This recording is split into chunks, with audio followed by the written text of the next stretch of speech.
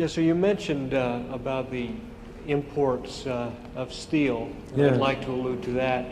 We hear from the American steel industry that in Japan, for instance, steel producers are producing at less than cost with support of the government so as to keep employment up there. And as a result, the American steel industry here is not going to be able to compete. So they're going to shut down, and we're going to have higher unemployment here. What is your answer to that?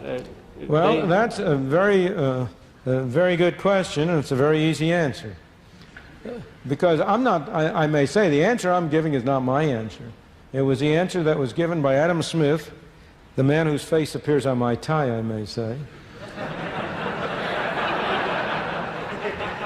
It was given by Adam Smith in 1776 in The Wealth of Nations. From that time to this, hardly any professional economist has believed in tariffs or protection or anything but free trade. But the answer is very straightforward. Let us suppose for a moment that the Japanese flood us with steel. That will reduce employment in the American steel industry, no doubt. However, it will increase employment elsewhere in America.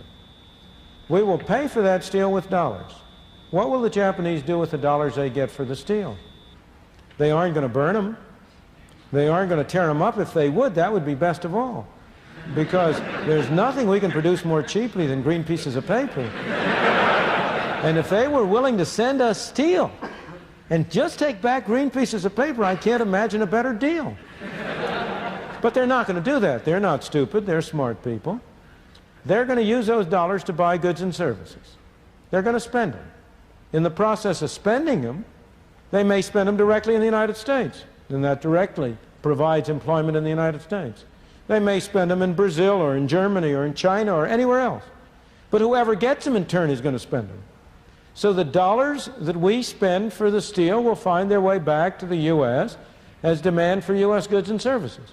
You will have less employment in the steel industry. You will have more employment in the industries producing the goods we export. Overall, total employment will not be affected. But overall, the American consumer will be benefited because he will get the steel more cheaply and the goods made from the steel more cheaply than he otherwise would. That's the benefit to the American consumer. Now, why is the steel industry and similar industries, why are they so effective in their campaigns for protection? Because of a very common problem that affects not only this but lots else, and that is the difference between the visible and the invisible. The people who are going to lose their jobs in steel are very visible. They're a collective group. You can name their names. Suppose we restrict imports from Japan. Then people are going to lose their jobs in these export industries. They will be widely spread over the country. You and I couldn't name one person. But that doesn't mean they're any less real.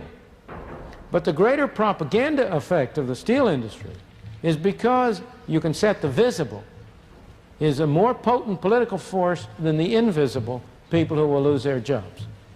I urge on those people who think there's some sense to the steel industry argument to consider it in a more absurd setting.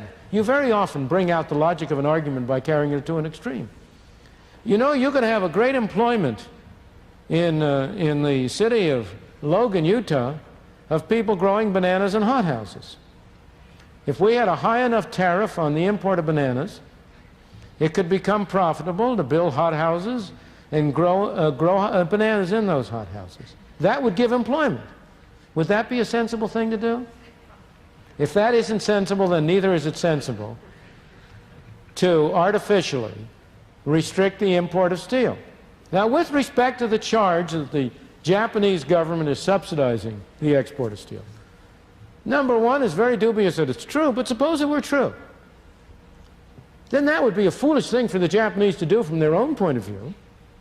But why should we object to their giving us foreign aid? We've given them quite a bit. Thank you.